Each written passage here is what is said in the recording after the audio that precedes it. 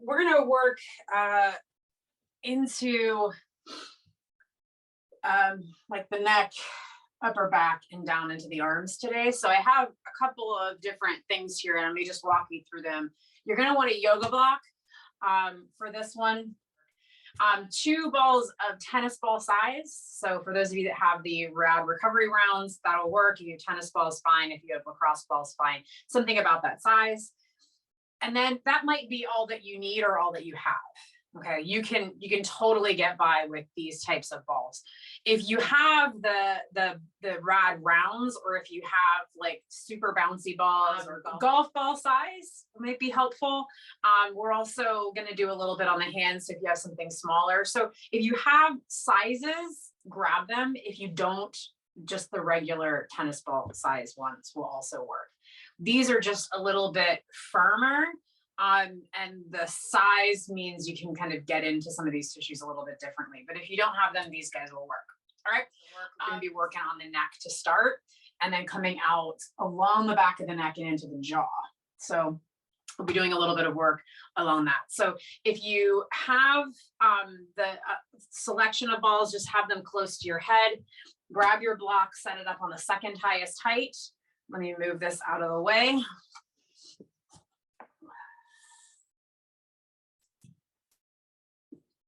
So we're going to start on your neck. So this one, we're going to be using the corner of the block. So not the top of the block, but the corner of the block right in the base of the skull. So for me, it's pretty much right below where the bottom of this little ball of hair is. So you might need to take your hair down if it's in that position. But we're really just looking to kind of lay back on the block and then tuck your chin close to your chest. And you're going to plug the block in so that it's right up against the base of your skull. So to get in that position, there's a couple of things I want you to check on. So block is on the second highest height. You're using the edge of the block up against it. So just kind of wedge it up against that bony ridge along the base of your skull. Make sure the block is flat on the floor. So reach back with your hands and make sure it's not like leaning. That's going to feel unstable there as we start to move the neck around. So bottom of the block is on the floor, edge of the block is in the base of your skull, chin is tucked in pretty close to your chest if you're in the right position there. If your chin is pretty far away from your chest, that's a good indication you're laying the back of your skull on the top of the block. And what we're really looking for there is to just kind of wedge the corner of the block up against the base of your skull.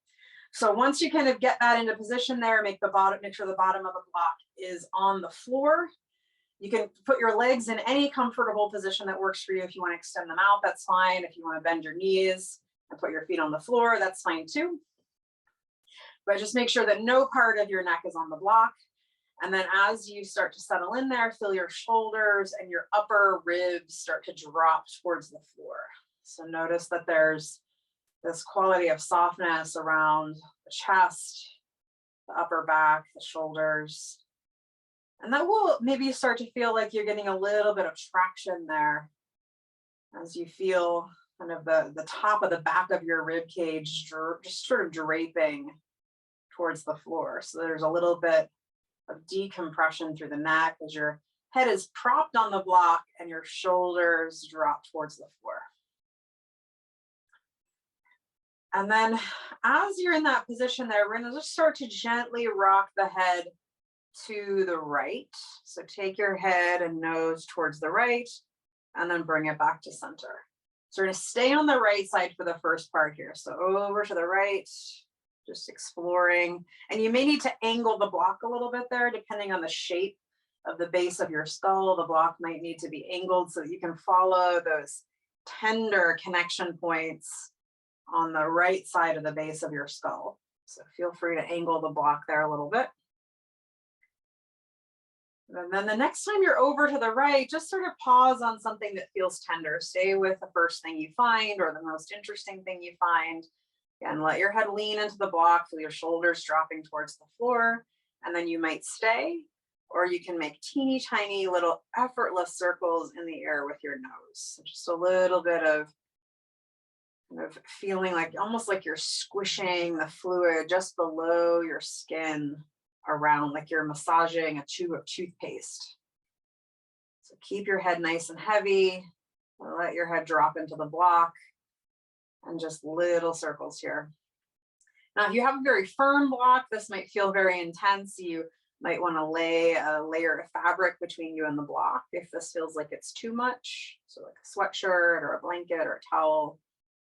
Or if you have a very squishy block, you might not be feeling a lot of sensation here, but again, that's okay. It doesn't need to be super intense to have an effect. And then if you've been circling, pause, be still, take a breath in. And exhale. Now listen up, we're going to keep rolling over to the right, but we're actually going to roll onto our sides. So make sure you pull a little, pick your head up slightly just to pull some of the extra block over to the right, so that as you roll over onto your right side, following that ridge along the back of your skull there, as you come onto your right, the block is basically just continuing along that line. So I'm catching a little bit of my ear here on the block. That's fine. We're not really going for the ear, but there are some acupressure points there. And again, just make sure it feels like you're on the base of your skull, just behind your ear. And when you get there, again, see if you can let yourself drop into that pressure. So let your head be really heavy. Feel softness in your neck and shoulders. And if you like, you can stay and just let that pressure sort of push into that point just behind the back of your right ear. Or you can do kind of a yes or a no movement there. And again, let it be really small and effortless. So my no movement is only maybe a ½ inch in either direction. Another option is that you could do those circles in the air with your nose. Slow, effortless movement there. Just again, thinking about letting the head be heavy, pressing into that tissue, and then just pushing it around with this very gentle movement.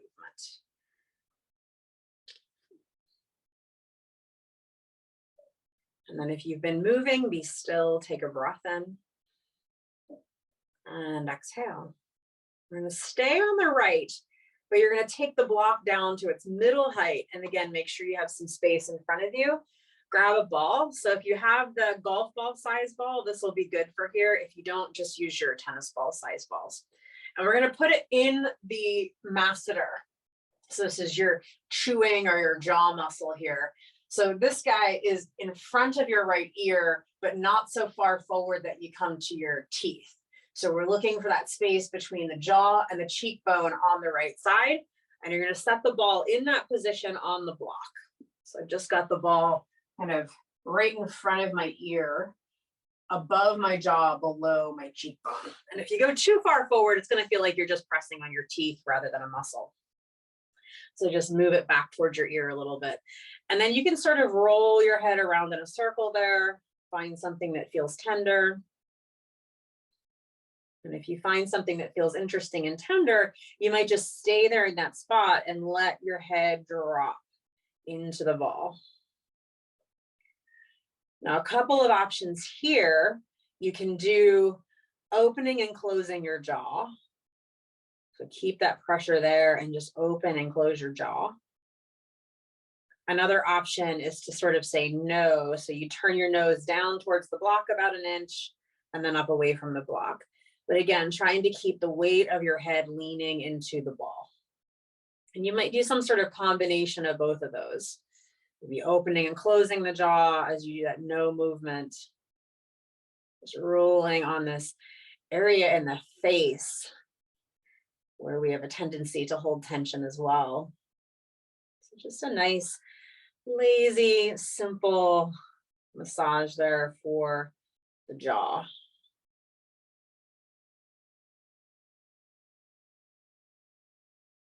And then if you've been moving, be still, find something that feels a little bit tender, take a breath in. Exhale.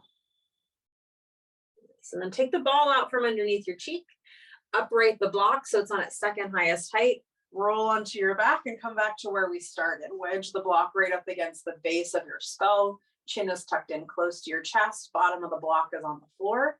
And then find a position for your arms where you can feel the weight of your shoulders and your skull leaning back. And we're going to be doing the same thing on the other side.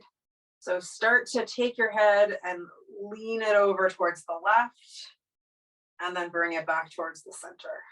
Again, you might angle the block there a little bit so it feels like you're tracing that ridge of tender tissues right along the base of your skull, and then bring it back to center. Just a couple more like that, just exploring the left side there, feeling out that ridge of connective tissue through the base of the skull, the shoulder muscles, the neck muscles. And then the next time you're over to the left, you're just going to stay there. Find one spot that feels a little bit tender or stands out above the rest. And then you might just stay there, let your head drop into that. Or if you'd prefer, you can do those teeny tiny little circles in the air with your nose. Try to be effortless in that movement. Keep the head heavy. Just feel the shoulders leaning back. Again, trying to keep the effort in the neck to a minimum. So there's this gentle, soft movement there around the back of the neck.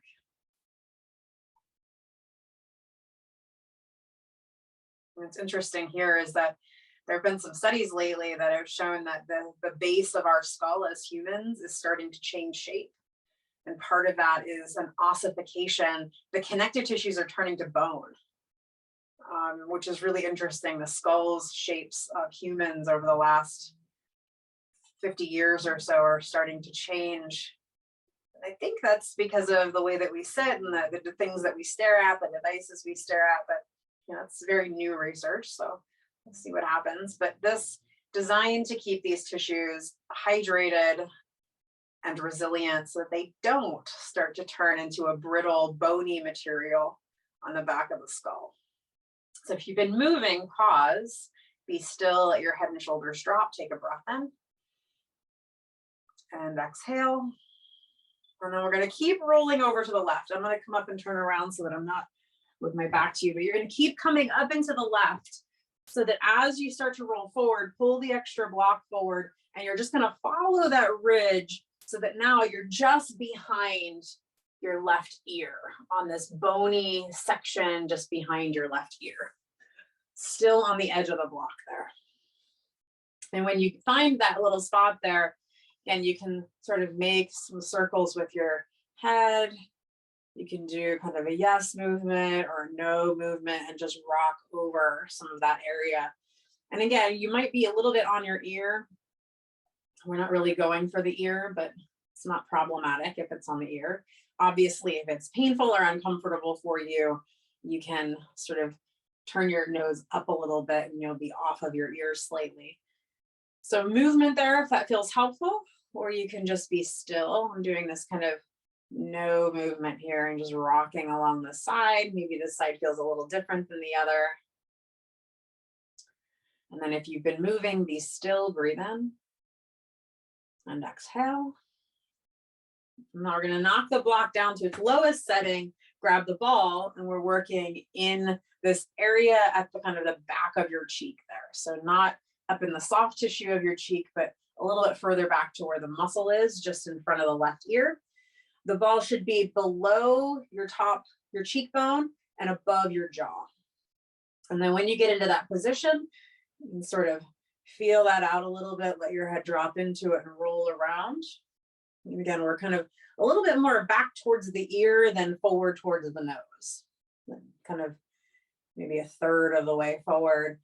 And then maybe move down a little bit or up a little bit and see if you can find something that feels tender. And when you find that tenderness, let your head drop into the ball.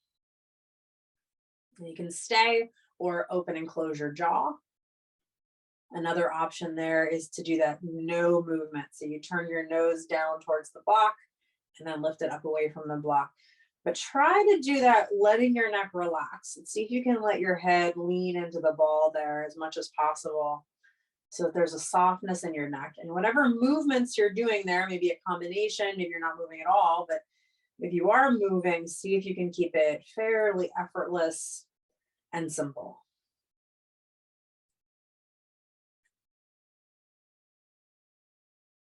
And then if you're moving, be still, find a tender spot, take a breath in, and exhale. And then this time, take the ball and the block out from underneath you and come to lie flat on your back. Just take a moment there to feel the neck recalibrating. Sense the tissues in your face and your head.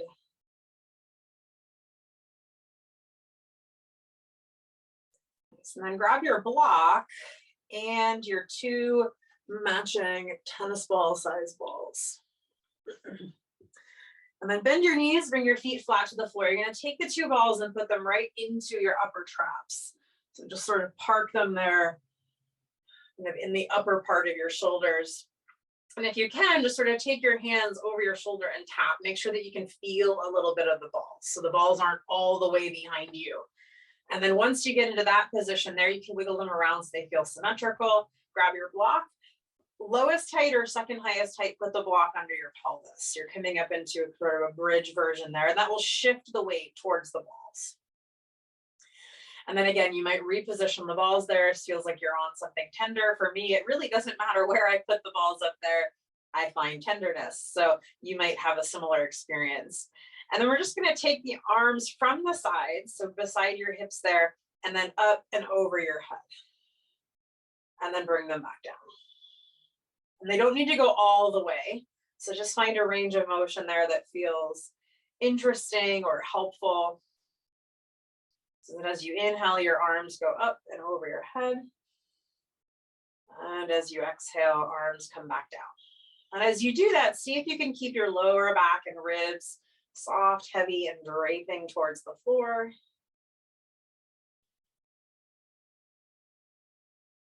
Just a few more there. See if you can use the ease in your breath to create a little bit more ease in the upper traps. This one for me can be a little bit uncomfortable. Sometimes it's easier to think about just keeping the breath easy than trying to soften the muscles there. And then the next time that your arms are up and over your head, if they come easily to the floor, great. If they don't, that's fine. Just bend your elbows and park your hands on your forehead. Lean back, take a breath in. And exhale. So then take the balls out from underneath you. Take the block out from underneath you. And again, just take a moment there to feel what's shifting, what's changing. And then for this next one, we're going to take the 2 balls and put them a little bit further behind your back. So I want them in between the shoulder blades with some space between them. So I have about 4 fingers with distance between the 2 balls. I can take my 4 fingers. So just kind of position them there. This time they are going to be more behind your back. So I have mine kind of behind my shoulder blades or in between my shoulder blades. And then take your hands behind your head, interlace your fingers, and pull your elbows in close so you're cradling your head. So the idea here is that you are using your arms to hold this position and that your head is just leaning back a little bit there. And then once you get into that position, you might just kind of rock from side to side. I'm going to give you a couple of options here and maybe wiggle down a little bit, find an area that feels tender. It shouldn't be hard to find some tenderness there. And then another option here, you can stick with the rocking or hold onto your head. And then you're just going to lean your head back as you kind of bend through your upper back over the block. See if you can draw your front ribs back as you do that. So you're not arching your lower back. You're just leaning your rib cage back over the balls. So you might take a couple of those there. Kind of lean your head back. Keep your head supported by your arms. Hug your elbows in nice and close so that it's your spine moving, not your head. And then maybe wiggle down a little bit and then do the same a little bit lower. After you do a couple of those, you might rock a little bit. So to find something that feels helpful there. Either way, really use the strength of your arms here to support your head so that there's a nice supportive position here as you either lean back or rock from side to side. And keep reaching your elbows towards the ceiling there, and that'll give you a little bit more real estate there because you're moving your shoulder blades out of the way slightly to kind of get those tissues that normally are underneath your shoulder blades. And again, you can work down a little bit towards the bottom tips of your shoulder blades, a combination of leaning back and forth or rocking back and forth. Softening up these muscle layers here. Have a tendency to be a little bit neglected since so much of our lives are in front of us. These muscles in the back don't always get the care that they need. Let's take about another 3 breaths. So either leaning back there or rocking or some combination of that. And then take the balls out from underneath you and lie on your back again. Take a moment to feel yourself landing. Notice what's changing and shifting. These myofascial release practices are so cool. These moments of observation where we realize how quickly we can affect our own experience just by taking a moment or two to work on the tissues. Take a full breath in and exhale. So then for the rest of this, we'll be coming up. So you can roll over to one side and come all the way up. We're going to do a little bit of work on the forearms and into the hands. So you can grab your block. If rounding forward isn't all that comfortable for you, tall block might be what you like, or you can be a little bit lower. And we'll start with the right hand. I'll take my watch off there. With the right forearm. So you're going to turn the non-hairy side of your right arm up and place your arm on your block. And then you're going to use the pinky side of your left arm on this bony part just below your wrist, and just place it into this top third of the non-hairy part of your right arm, and just start to press into that. You can sort of imagine that you're like kneading dough as you push forward and pull it back, or you could do little circles here. But again, I'm in the top third or top half, mostly top third, toward my elbow, so just above the elbow there, and just sort of using the bones of my left arm to put some pressure into my right arm. And if you really relax your right hand there, you might even feel that as you push forward and back, that the fingers move a little bit there as you kind of move over the tendons that control your fingers. And then if you like, you can try the other side. So flip your arm and go to the hairy side. This kind of meaty part here just above your elbow can be an interesting one to kind of push into, especially if you do a lot of grip work or used to holding pencils for long periods of time. I know most of the time we're kind of holding a mouse or a keyboard now, but if you take notes with pencils or pens, this might be a good one to get into there. And just sort of explore the hairy side, the non-hairy side, and just staying in that upper third, close to your elbow. Cool. And then take the little, if you have it, take one of the little balls. So I'm going to use the little black one. And we're just going to be working with the hand. So we're going to be working, if you find your wrist, your right wrist, palm side, and there's a little notch between this pad by your thumb and the pad of tissue by your pinky. So you're going to just start in that little notch and then work towards the thumb. So I'm going to put my fingers on the floor and just roll along this thumb pad. So it's kind of the palm of your hand, kind of where your thumb connects in. And it's kind of oddly tender in that spot. And again, any ball works here. The smaller the ball, the more sensation you're going to get, most likely. But just a little bit of rocking back and forth over that thumb pad. And I'm just keeping my fingers on the floor and sort of rotating through my shoulder so that the palm, right at my thumb there, is getting the work. And the tissue here is very similar to what we have in our feet, this kind of gristly, lumpy texture. But we don't have as much. It's been many years since our species used their hands to walk on. So it's changing through generations. And then you can set that aside, set your hands on your thighs, and just take a moment there to notice the sensations through the right arm versus the left arm.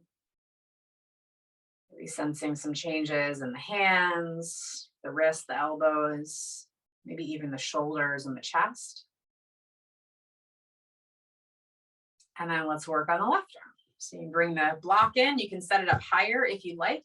since we're only working on the top third, that's really all you need to have on the block. So you could have it a little higher there. So left arm up, palm is up, look at the non-hairy side of your arm, and then you're going to use the pinky side of your right hand to just put a little bit of pressure and movement into that tissue on the left side or the left forearm, the top third close to your elbow.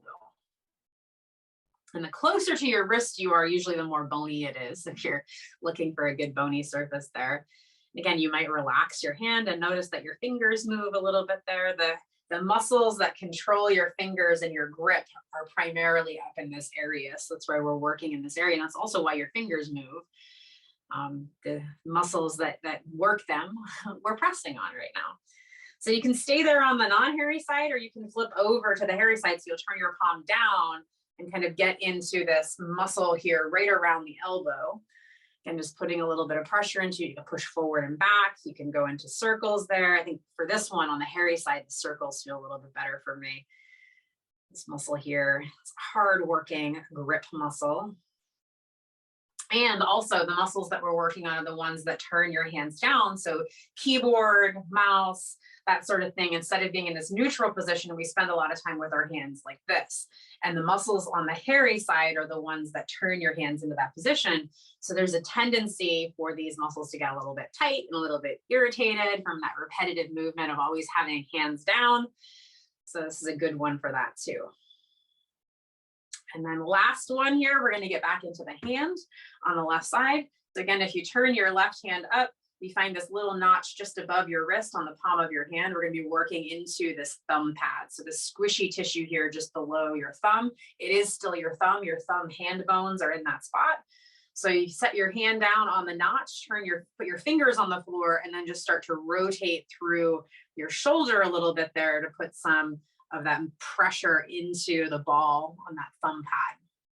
And again, just noticing that kind of gristly texture, that lumpiness there, very similar in quality to what you find under the heel of your foot.